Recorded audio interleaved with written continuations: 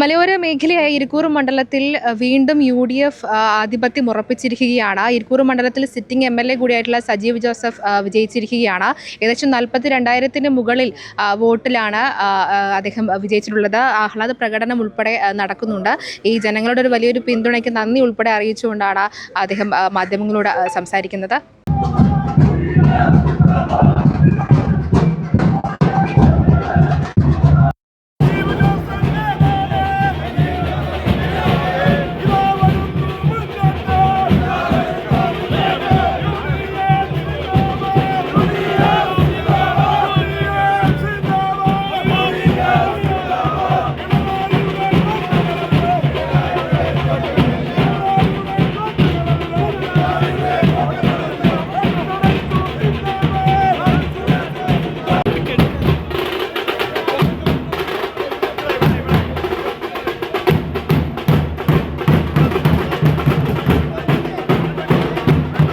അധികം വോട്ടിന്റെ ഭൂരിപക്ഷത്തിലാണ് നിലവിൽ സിറ്റിംഗ് MLA കൂടിയായിട്ട് അഡ്വക്കേറ്റ് സജീവ് ജോസഫ് വിജയിച്ചിരിക്കുന്നത്.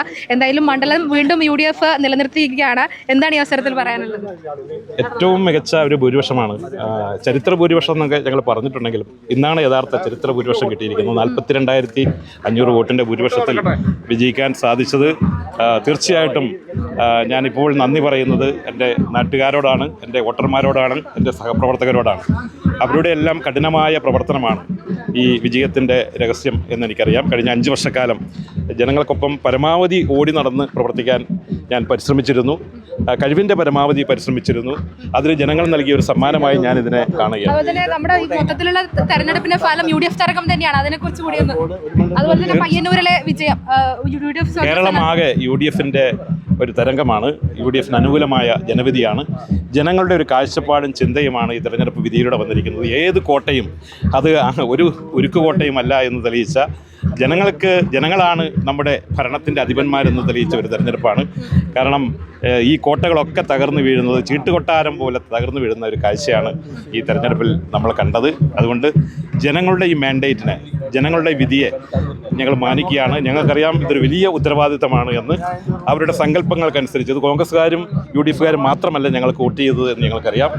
ഞങ്ങളെ വിശ്വസിച്ച ആ ജനവിഭാഗങ്ങൾക്ക് വേണ്ടിയുള്ള പ്രവർത്തനങ്ങൾ നേരത്തെ പറഞ്ഞിട്ടുള്ളതാണ്. ഭരണഘടന വിരുദ്ധതയാണ് ഇതിൽ പ്രതിഫലിക്കുന്നത്, ഭരണവിരുദ്ധതയാണ് പ്രതിഫലിക്കുന്നത് തുടങ്ങിയ കാര്യങ്ങളൊക്കെ നേരത്തെ നേതാക്കൾ പറഞ്ഞു. അത് തന്നെയാണോ ഇതിൽ? തീർച്ചയായിട്ടും ഒന്നാമത്തെ റീസൺ എന്ന് പറയുന്നത് ഈ ഭരണവിരുദ്ധ വികാരം തന്നെയാണ്. 2 UDF ഉയർത്തിപ്പിടിച്ച നമ്മുടെ പരിപാടികളും കാഴ്ചപ്പാടുകളുമാണ്.